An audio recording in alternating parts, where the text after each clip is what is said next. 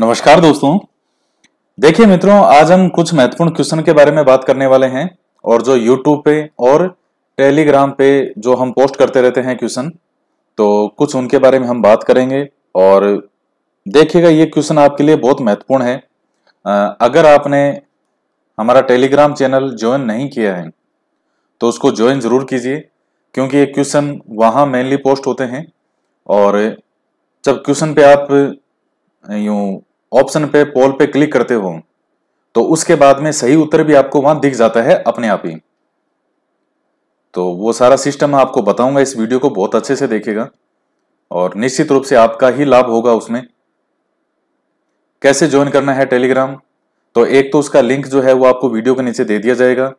फिर भी अगर वहां से लिंक ओपन नहीं हो तो आप टेलीग्राम में RPSC GK with Ajay Chaudhary 2.0 ये इस तरह से लिख के आप सर्च करेंगे तो लगभग आपको 21-22 हजार विद्यार्थी वहां जुड़े हुए हैं, तो वो आपको दिख जाएगा। तो आप उसको ज्वाइन जरूर कीजिएगा और इसके साथ ही वीडियो को लाइक जरूर करें, ज्यादा से ज्यादा शेयर भी करें।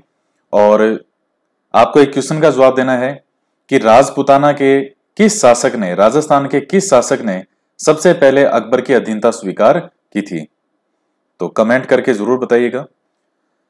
तो आप ये क्वेश्चन जो मैं आपके सामने रख रहा हूं, इनको अच्छे से देखिएगा कि विद्यार्थी कहां कहां मिस्टेक करते हैं, क्या क्या गलतियां करते हैं। आवल बावल की संधि के परिणाम स्वरूप मारवाड़, अच्छा इसके साथ ही देखिएगा जो आरपीएससी सेकंड ग्रेड का जो अभी कोर्स चल रहा है ऐप में, तो वो 1699 में अभी है, वो 5 तारीख तक यही प्राइस रहेगी। इसके बाद में 3500 रुपए जो है वो इसका चार्ज रहेगा हमेशा, और दोबारा कभी कम भी होगा ऑफर में, तो 1699 में कभी नहीं आएगा, 2000 से नीचे कम में कभी नहीं आएगा। तो आप लेना चाहें तो ले सकते हैं। फर्स्ट ग्रेड का, फर्स्ट पेपर का हिस्ट्री का है, साइकोलॉजी का है, तो आपकी इच्छा है। तो ये ध्यान रखिएगा, 5 नवंबर तक है जो भी ऑफर है अभी सभी। अवल बावल की संधि के परिणाम स्वरूप मारवाड़ के जोधा ने अपनी किस पुत्री का विवाह राणा कुंभा के पुत्र के साथ किया था। तो आप जानते हैं कि मारवाड़ का जो जोधा था, चूंकि पहले आप जानते हैं कि राणा कुंभा है, कुंभा ने जोधा के पिता रणमल की हत्या कर दी थी और जोधा अपनी जान बचा के भाग गया था चित्तौड़ से। उसके बाद में राणा कुंभा जो है वो जोधा का पीछा करता है। हंसाबाई के प्रयासों से इनमें जो है वो आपस में संधि वगैरह होती है और उस संधि के परिणाम स्वरूप जोधा को अपना राज्य मिल जाता है और ये अपनी पुत्री श्रृंगार देवी का विवाह किसके साथ करता है, राणा कुंभा के पुत्र रायमल के साथ। तो क्वेश्चन क्या है, अवल बावल की संधि के परिणाम स्वरूप मारवाड़ के जोधा ने अपनी किस पुत्री का विवाह राणा कुंभा के पुत्र के साथ किया था, तो वो थी श्रृंगार देवी। 74% विद्यार्थियों ने, अभी मैं यूट्यूब पे जो पोस्ट किए हैं केवल उन्हीं क्वेश्चनों की बात कर रहा हूं, इसी वीडियो में आगे हम मैंने जहां टेलीग्राम पे पोस्ट किए उनके बारे में भी बात करेंगे। तो अभी यूट्यूब वाले चल रहे हैं, 74% ने ही इसका जवाब सही दिया है। बाकी ये ऐसा क्वेश्चन है कि ये 17% वाले दूर दूर तक वैकेंसी सेकेंड ग्रेड के एग्जाम के नजदीक भी नहीं है और जयतल देवी वाले भी नहीं है, कृष्णा कुमारी वाले भी नहीं है और धारा देवी वाले भी नहीं है। तो ये 74% वाले हैं, ये कतार में है। इसके बाद है, मालवा के सुल्तान महमूद खिलजी द्वितीय को मेवाड़ के किस राणा ने पराजित किया। तो महमूद खिलजी द्वितीय को मेवाड़ के किस राणा ने पराजित किया था। 15,000 विद्यार्थियों ने वोट किया था। आप जानते हैं राजस्थान के अंदर जो महमूद खिलजी प्रथम है उसका युद्ध होता है राणा कुंभा के साथ, सारंगपुर का युद्ध होता है 1437 में, और महमूद खिलजी द्वितीय जो है यह है राणा सांगा के समय। तो इसका जवाब जो है वो केवल 21% विद्यार्थियों ने सही जवाब दिया था और बाकी राणा कुंभा का 68% विद्यार्थियों ने जवाब दिया, जो कि पूरी तरह से गलत है। तो आप देख लीजिए कि कंपटीशन में आप कहां हैं, इसलिए कह रहा हूं कि आप इसको ज्वाइन कीजिए टेलीग्राम चैनल को, ताकि आपका स्वयं मूल्यांकन होते रहे कि आप अपनी वैकेंसी के कितने नजदीक हैं, कितने दूर हैं। तो ये क्वेश्चन कोई बहुत ज्यादा मुश्किल क्वेश्चन में से नहीं था। तो अब क्या सोच के राणा कुंभा का दिया आपने क्वेश्चन, ढंग से पढ़ा नहीं, 68% का गलत है। 3% रायमल को बता रहे हैं, रावल जेत्र सिंह को 6% बता रहे हैं। कहां से आते हैं ये? मतलब कुछ भी ऑप्शन। रावल जेत्र सिंह कहां मध्यकालीन मेवाड़ का स्वर्ण युग माना जाता है जेत्र सिंह का समय, कहां वो 16वीं शताब्दी के अंदर ला रहे हैं इसको। राणा प्रताप, ये और भी माशाअल्लाह क्या कहें इनका, तो ये कंपटीशन के पास भी नहीं है। 21% विद्यार्थियों ने इसका सही जवाब दिया है संग्राम सिंह, यानी राणा सांगा। उसके बाद मैंने पोस्ट किया था, ये सेकंड ग्रेड के लिए आपके चल रहे हैं, जो आधुनिक राजस्थान है तो वो तो फर्स्ट ग्रेड के लिए भी महत्वपूर्ण है। बाकी सेकंड ग्रेड के अकॉर्डिंग ये सिलेबस है जो हिस्ट्री आपकी है, राजस्थान हिस्ट्री। खानवा युद्ध के समय काबुल के किस ज्योतिषी ने भविष्यवाणी की थी कि बाबर के ग्रह नक्षत्र उसके अनुकूल नहीं है? जो कोर्स ऐप में चल रहा है उसमें सब चीजें ये मैंने बढ़ाई हुई है, जो भी मैं यहाँ पोस्ट कर रहा हूं। किस ज्योतिषी ने भविष्यवाणी की थी कि बाबर के ग्रह नक्षत्र उसके अनुकूल नहीं है? इसका सही उत्तर है मोहम्मद शरीफ।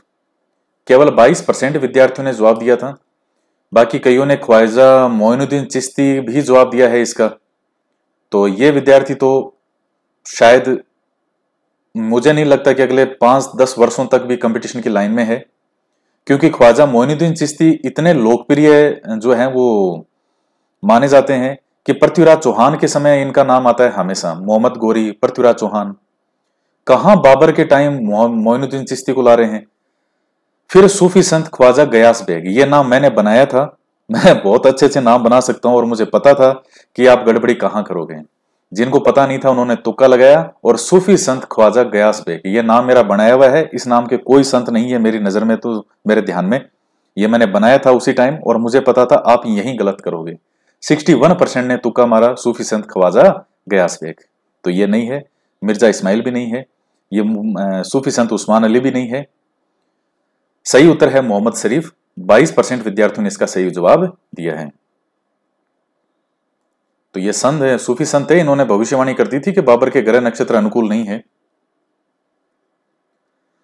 तो नेक्स्ट जो है वो ये है, और ये क्वेश्चन देखिएगा सब आपके सिलेबस में से ही मैं पूछ रहा हूं, ये सब आपके इस सिलेबस में से है। जो कोर्स में अभी चल रहा है मैं पढ़ा रहा हूं डिटेल में पूरा। तो ये जो हिस्ट्री है इसमें आमेर के मान सिंह तक मैं पढ़ा चुका हूं, ये सारे टॉपिक करवा चुका हूं खूब डिटेल में। अब 3-4 टॉपिक हैं, फिर हिस्ट्री आपकी कंप्लीट है उसमें। तो ये सब इसी में से पूछे गए यहां सवाल हैं। तो अब ये टॉपिक जो है आप जैसे देखिएगा, रणथंभौर के साथ मेवाड़, ये दिल्ली सल्तनत वालों के साथ क्या रिलेशन, जालोर वालों के क्या, मेवाड़ के क्या।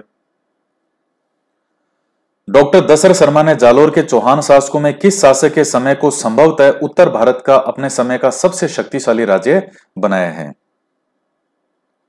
मैं यहां लिखता भी हूं कि टेलीग्राम चैनल को ज्वाइन करें ऐसे क्वेश्चन के लिए। तो बहुत कम विद्यार्थी हैं वो ज्वाइन करते हैं, बाकियों को लगता है कि क्या है ऐसे क्वेश्चन देखते रहेंगे। ये क्वेश्चन आपका आईना है ये, और मैं बहुत ज्यादा मटेरियल कभी नहीं देता, ना मैं बहुत ज्यादा चीजें जो है वो अपलोड करता हूं, लेकिन मेरी हर चीज अपने आप में बहुत महत्वपूर्ण होती है। तो सही उत्तर क्या है? इसका सही उत्तर होगा उदय सिंह चौहान। यह सही उत्तर है। 25% विद्यार्थियों ने सही जवाब दिया है, बाकी 64% दिया है कानड़ देव का, जबकि यह गलत है, यह सही नहीं है। दशरथ शर्मा ने उदय सिंह के समय को, जो यहाँ का कानड़ देव से जो पहले के कई शासक हैं उनमें एक नाम आता है उदय सिंह, तो इसके समय का संभवतः उत्तर भारत का अपने समय का सबसे शक्तिशाली राज्य बताया है। तो इसका सही उत्तर होगा उदय सिंह चौहान। बाकी जो है ये गलत है, जो भी ऑप्शन सबने दिए हैं।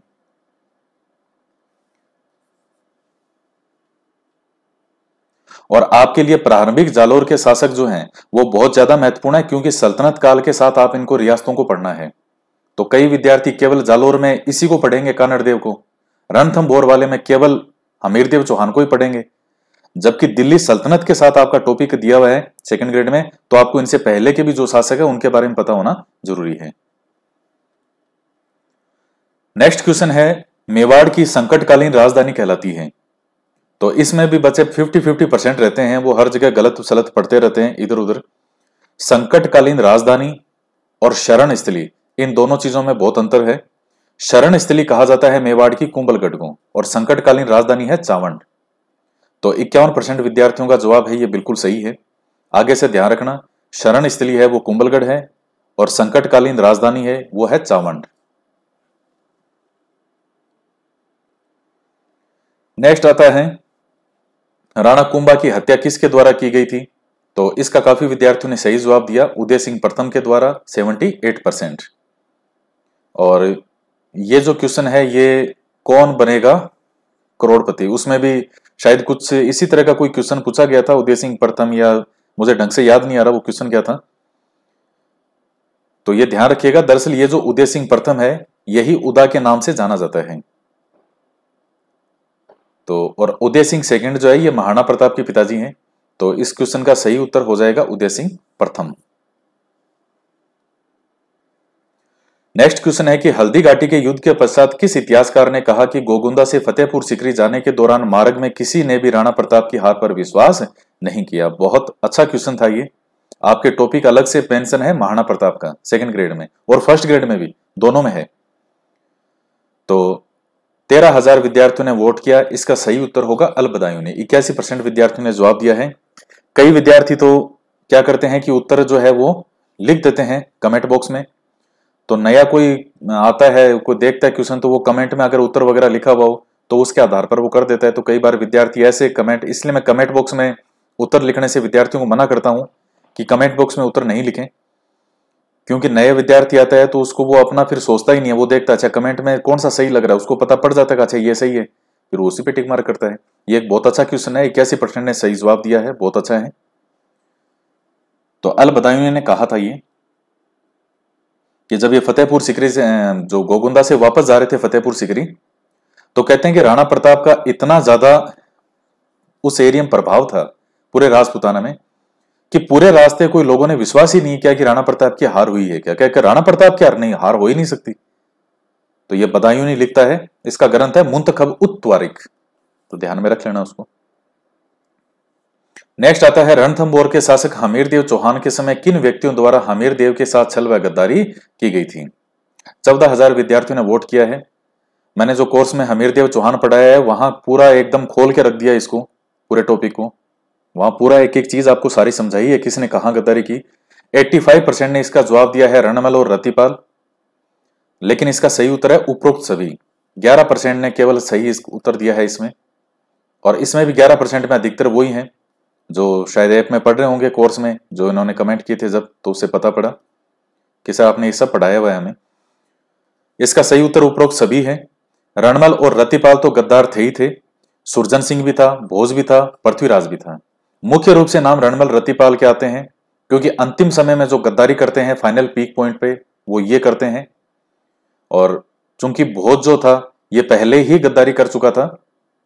अब सारी कहानी मैंने समझाई है वहां पे कि क्या रीजन होता है उसका। दरअसल तो धर्म सिंह होता है, उसमें एक मुख्य व्यक्ति का नाम आता है, तो उस धर्म सिंह का ये भाई होता है भोज। तो जो हमीरदेव चौहान है वो एक बार भोज को अधिकारी पद पे बनाता है, फिर इसको हटा देता है भोज को।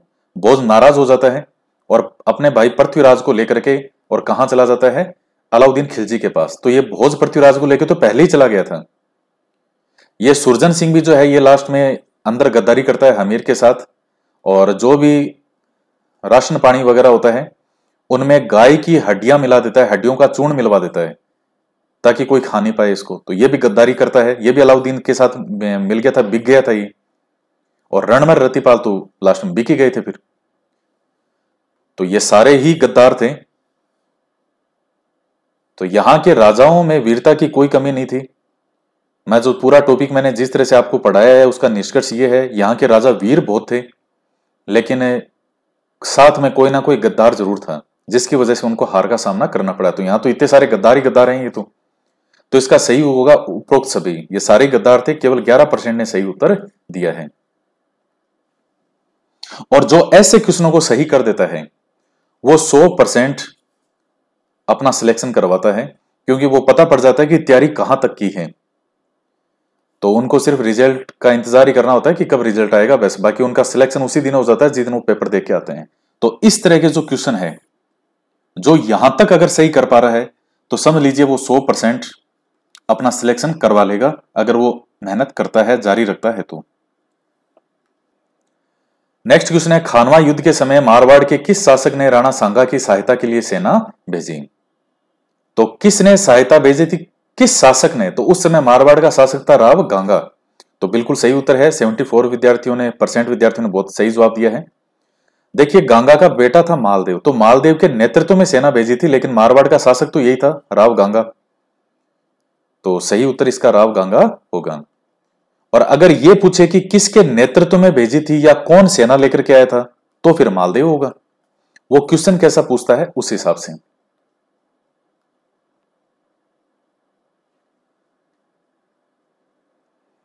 नेक्स्ट क्वेश्चन है, मलिक मोहम्मद जायसी द्वारा 1540 ईस्वी में पद्मावत ग्रंथ किस शासक के संदर्भ में लिखा गया था? तो 81% विद्यार्थियों ने बिल्कुल सही जवाब दिया है, रावल रतन सिंह के संदर्भ में ही वो लिखा गया था।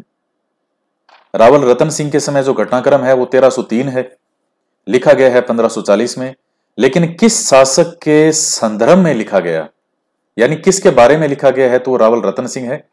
तो बाकी ऑप्शन इसमें गलत है। तो रावल रतन सिंह का सब विद्यार्थियों ने बहुत अच्छा जवाब दिया है। और इसके बाद का जो क्वेश्चन है, इसके अंदर विद्यार्थियों ने क्वेश्चन को ढंग से नहीं पढ़ा। मलिक मोहम्मद जायसी द्वारा 1540 ईस्वी में पद्मावत ग्रंथ किस शासक के समय लिखा गया था? यहां मैंने शासक का समय पूछा है, किस शासक के समय लिखा गया था? तो यहां 59% ने किया है रावल रतन सिंह। 1540 ईस्वी में रावल रतन सिंह कहां से आ गया? भाई भले आपको पता नहीं हो, लेकिन फिर भी आपको कम से कम मेवाड़ का साका, मेवाड़ इतना महत्वपूर्ण है कि 1303 का तो आपको पता ही होगा कि मेवाड़ का साका हुआ था 1303 में, रावल रतन सिंह और इनकी रानी थी रानी पद्मिनी, अलाउद्दीन खिलजी के समय। तो 1540 में रावल रतन सिंह कहां से आ गया भाई? किस शासक के समय लिखा गया था? रावल रतन सिंह 1540 में कहां से आ गया? कहां से राणा हमीर आ गया और कहां से राणा कुंभा आ गया? शेरशाह सूरी के समय लिखा गया था। उस समय शेरशाह सूरी है, हिंदुस्तान का बादशाह यही है उस समय। तो 35% ने, केवल 35% ने इसका सही उत्तर दिया है। अब ऐसा थोड़ी है कि बाकियों को क्वेश्चन आता नहीं था। इस क्वेश्चन ने आपकी समझ को खोल के रख दिया कि आप किसी क्वेश्चन को किस तरह से पढ़ते हो और कैसे उस क्वेश्चन को समझते हो। तो सही, तो इसीलिए क्या होते हैं, आपने रीट का एग्जाम भी दिया, कितने विद्यार्थी कह रहे हैं सर हमारे 10-10 क्वेश्चन हम अपनी गलतियों से गलत करिए।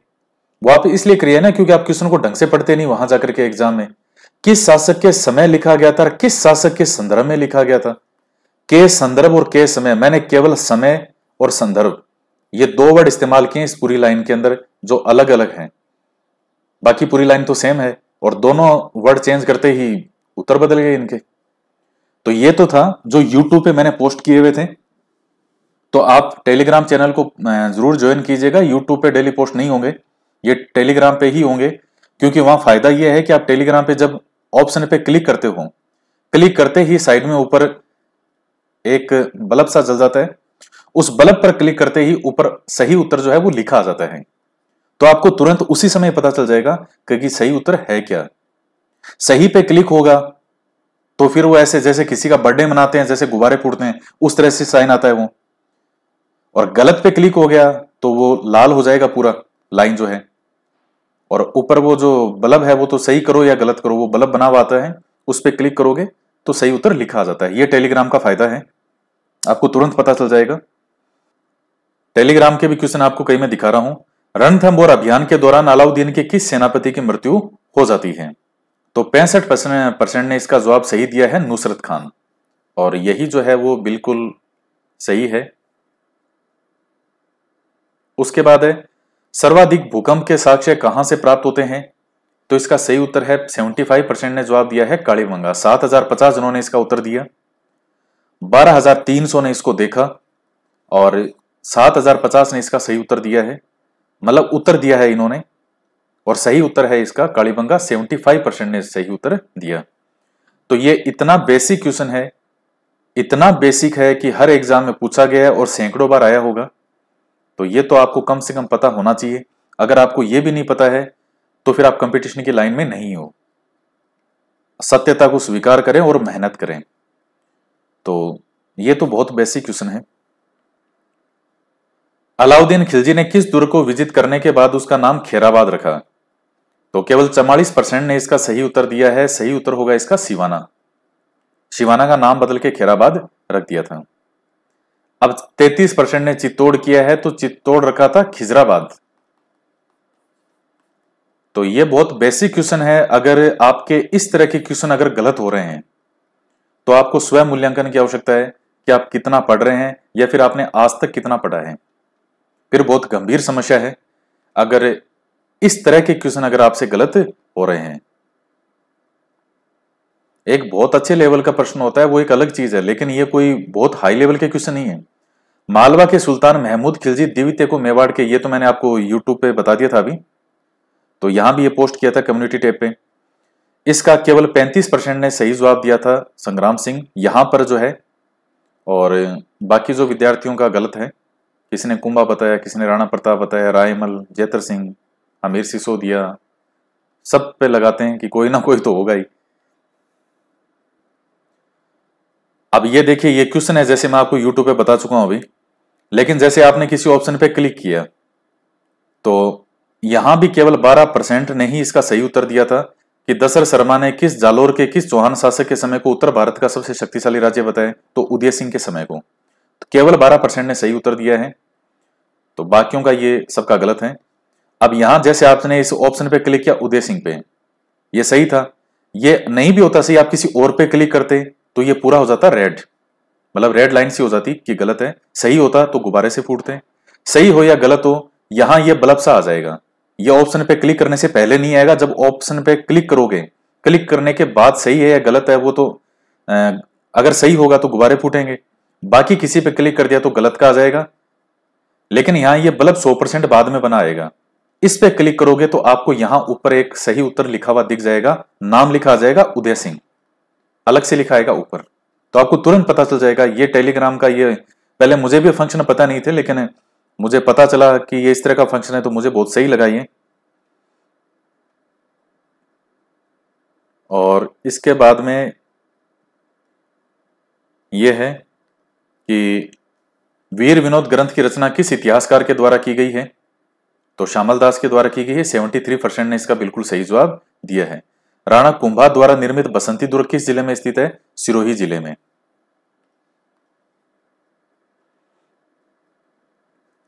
उसके बाद है वास्तु मंजरी ग्रंथ की रचना किसके द्वारा की गई थी, तो इसका सही उत्तर होगा नाथा।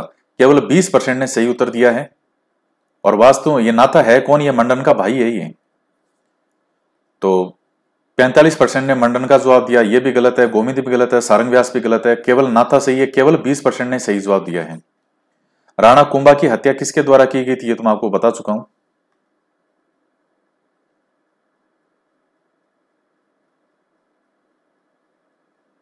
तो ये आपको इसलिए बताया है कि आप इसको लगातार जो है, और ये पद्मावत ग्रंथ वाला यहां भी देखिए, जैसे मैंने इस क्वेश्चन को इस रूप में पोस्ट किया है कि पद्मावत ग्रंथ किस शासक के समय लिखा गया, सिर्फ इतना लिखा मैंने यहां पे, और किस शासक के समय लिखा गया। तो रावल रतन सिंह 48% ने जवाब दिया, राणा हमीर, राणा सांगा, शेरशाह सूरी। तो सही उत्तर क्या होगा इसका, किस शासक के समय लिखा गया था, तो सही उत्तर है शेरशाह सूरी। ये चीज आप ध्यान रखिएगा। और तो पद्मावत ग्रंथ किस शासक के समय लिखा गया था, किस शासक के समय, आगे वही बात, तो शेरशाह सूरी। राइट का चिन्ह तो कोई ऐसे बना हुआ आ गया होगा, आप इसको ऊपर में देखना। तो यहां भी केवल 28% ने इसका सही जवाब दिया है।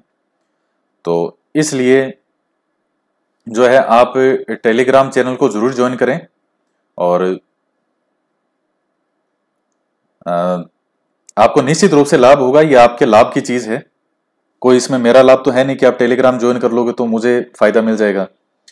आपको पता चलता रहेगा कि किस क्वेश्चन जो है वो कहां तक आपकी तैयारी हो रही है। आसान से आसान क्वेश्चन भी आपको मिलेंगे और हार्ड से हार्ड क्वेश्चन भी मिलेंगे, मतलब एक अच्छे स्तर के क्वेश्चन भी मिलेंगे। और बाकी जो कोर्स है मैंने आपको बता दिया। जिन विद्यार्थियों ने अभी नहीं लिया है सेकंड ग्रेड का, जैसे कंप्लीट कोर्स वगैरह है, फर्स्ट पेपर, और फर्स्ट पेपर के अंदर आपको पता है पूरा जीके है और साइकोलॉजी, टोटल सब कुछ मिला के पूरा फर्स्ट पेपर कंप्लीट है। तो अभी केवल आपको 1699 में मिल रहा है वो। दिवाली के बाद में 5 तारीख के बाद में ये प्राइस 3500 रुपए हो जाएगी इसकी, और दोबारा कभी ऑफर में भी आएगा तो 1699 दोबारा कभी नहीं आएगा। तो ये आप देख लीजिएगा। फर्स्ट ग्रेड जीके हिस्ट्री का जो है वो अभी आपको 499 में उपलब्ध हो रहा है। 5 तारीख के बाद ये आपको 999 में उपलब्ध होगा। देखिए जो चीजें यहाँ मिल रही है वो रेट ये कुछ भी नहीं है, ये मेरे मन की रेट नहीं है। मैं रेट ये मैं इसलिए रख रहा हूं ताकि विद्यार्थी अफोर्ड कर सकें, कोई भी विद्यार्थी अफोर्ड कर सके। मैं जानता हूं कि एक कंपटीशन की तैयारी कर रहा है, अपने घर परिवार में रहता है, वो 499 रुपए दे सकता है, 1699 रुपए दे सकता है कंप्लीट पेपर के लिए। मैं भी इस चीज को समझता हूं, वरना सेकंड ग्रेड की जो फीस है फर्स्ट पेपर की, वो मैं 4000 से कम कभी नहीं रखता। मैं जिस हिसाब से आपको चीजें वहां मिल रही है, नोट्स आपको मिल रहे हैं, वीडियो लेक्चर आपको मिल रहे हैं, तो बस वो ठीक है, कर दिया 1699। बाकी उसमें कोई मेरे मन की रेट नहीं है 1699। मेरे मन की, मेरी जो सही रेट कम से कम मैं 4000 रुपये रखता उसका।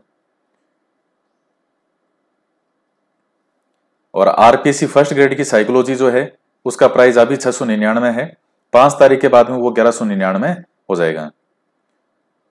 तो आप ये देखिएगा कि जब आपका सिलेक्शन होगा, अच्छी चीजें पढ़ के, आप सरकार से सैलरी कितने लेंगे, करोड़ों रुपए आपकी लाइफ की सैलरी होगी, कम से कम 6 से 7 करोड़ 8 करोड़ रुपए आप जो अपने पूरे 30-35 साल की सर्विस में सारा मिला जुला के इतनी सैलरी आप सरकार से लेंगे।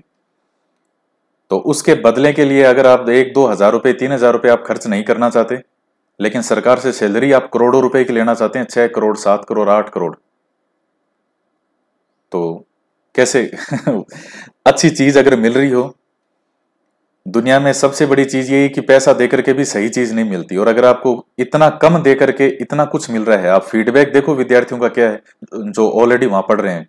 और बहुत विद्यार्थी हैं, बहुत जबरदस्त एडमिशन हुआ है इस बार, जो अभी जितने मैंने चलाए हैं इसमें, क्योंकि रीट के अंदर जो जो चीजें मैंने बताई थी सारी आपको, जिन्होंने ईमानदारी से फॉलो किया था, वो सब कुछ आपके पेपर में आया है टोटल।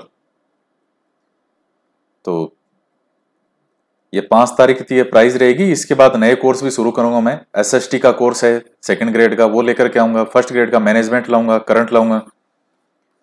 तो जो आपके सिलेक्शन करवाने में सबसे महत्वपूर्ण भूमिका निभाते हैं वो चीजें आपके सामने लेकर के आएंगे। और इससे देखिएगा कई विद्यार्थी अभी भी कह रहे हैं, जैसे आप 499 के लिए भी कहते हैं कि सर कम कर दो, 1699 के लिए भी कहते हैं कि कम कर दो। भाई आपका पूरा जीवन बनने वाला है, ये रेट होती है कि कोई फर्स्ट पेपर का कंप्लीट चाहिए और कोई क्या करता है मुझे कोई मतलब नहीं है कि और कोई कोचिंग संस्थान क्या देता है।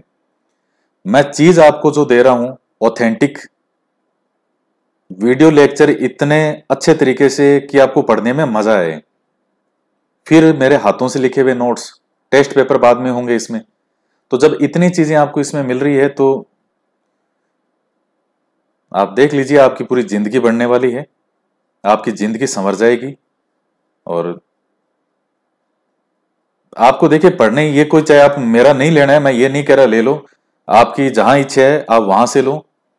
लेकिन मैंने एक ये चीज देखी है कि विद्यार्थी बुक्स पे खर्च नहीं करता, न जो अच्छी कॉपी हो, व्हाइट कॉपी, लिखने में अच्छे नोट्स बनाए, कॉपी पे भी ढंग से खर्च नहीं करता। जो रफ कॉपी आती है 15-20 रुपए की वो ले आता होगा, 40-50 रुपए की एक ढंग की कॉपी नहीं खरीदता। क्या पैसे नहीं होता क्या? घर वालों ने बीएड करवा दी, इतनी एजुकेशन करवा दी, वो आपको एक अच्छी कॉपी खरीदने के लिए पैसे नहीं देंगे। विद्यार्थी खुद खर्च नहीं करता है, घर वाले देते हैं लेकिन वो खर्च नहीं करता। वो पता नहीं अलग जगहों पे खर्च लगा देगा और ढेरों चीजों पे खर्च कर सकता है, लेकिन अपनी पढ़ाई में खर्च करने वाली चीजों पे वो कटौती करता है। किताब, अच्छी किताब आएगी, वो हमेशा कोशिश करेगा मैं उससे मांग लूं, वो उससे मांग लूं। भाई एक अच्छी किताब है, आपके हमेशा काम आएगी, खरीद लो एक बार उसको। आपका पूरा जीवन बनने वाला है, पूरी जिंदगी बनने वाली है आपकी। अपने पे जब तक आप अच्छी चीजों पे खर्च नहीं करोगे, जूतों पे खर्च कर देता है, कपड़े पे खर्च कर देगा। बीड़ी सिगरेट विद्यार्थी बहुत नशा करते हैं। आप में से कितने विद्यार्थी होंगे जो जर्दा खाते होंगे? मुझे पता है बहुत खाते हैं, दिख जाते हैं ना, ऑफलाइन में क्लास में आता है, दिखते हैं विद्यार्थी, कितने विद्यार्थी जर्दा खाते हैं। सिगरेट भी पीते ही हैं, बहुत सारे पीते हैं, शराब भी पीते ही हैं, बहुत सारे पीते हैं। तो मेरे तो ये इतने ऐसे अनुभव रहे हैं इन विद्यार्थियों के, ऑफलाइन में और ऑनलाइन में भी, कि विद्यार्थी इन हर चीजों पे खर्च करना जरूरी समझता है। उसको लगता है इन पे तो जरूरी है, इनमें तो कटौती हो ही नहीं सकती। लेकिन पढ़ाई के लिए अगर 10 रुपए भी खर्च करने आते होते हैं तो उसको लगता है कि नहीं नहीं, ये तो गलत खर्च हो रहा है। जबकि ये बाकी चीजों पे खर्चा है, वो अगर आप वहां नहीं भी करेंगे उतना कोई फर्क नहीं पड़ेगा। लेकिन अगर आप यहां सही जगह पे खर्च करते हो तो आपकी पूरी जिंदगी बन जाएगी और सरकार से अपने जीवन काल में कम से कम 6 से 7 करोड़ रुपए आप सैलरी लोगे। आप गिन के देख लेना, कोई नौकरी लगा हुआ हो तो उससे कभी पूछ के देखना कि आपकी 30-35 साल की सैलरी कितनी बनती है। फर्स्ट ग्रेड वालों की तो इससे भी ज्यादा जाएगी। हासिल बड़ा करना चाहते हैं, लेकिन उसके लिए अच्छी चीजों पे हम कुछ भी खर्च नहीं करना चाहते, जुगाड़ बिठाने की कोशिश करते हैं। तो ये चीजें केवल कुछ आपको समझाने के लिए है कि आप अभी नहीं समझ रहे हो सकता है भविष्य में समझोगे। लेकिन आपको जहां भी अगर कोई बुक अच्छी लगती है, कोई कोर्स किसी का भी अच्छा आपको, आप जब ये श्योर हो कि हाँ चीज अच्छी है और मूल्य भी अगर सही हो, तो उसके बारे में बहुत ज्यादा फिर इतना विचार करना, तो वो सबका अपना होता है। खैर, विद्यार्थी करता वही है जो उसको करना होता है। तो आपकी इच्छा है, आप देख लीजिएगा, कोर्स धड़ाधड़ गति से चल रहा है और दिवाली पे 4-5 दिन की छुट्टी करेंगे। उसके बाद फिर आपकी कोई छुट्टियां किसी की भी नहीं होगी। तो आज के वीडियो में इतना ही। तो मिलते हैं नेक्स्ट वीडियो में। जय हिंद, जय भारत।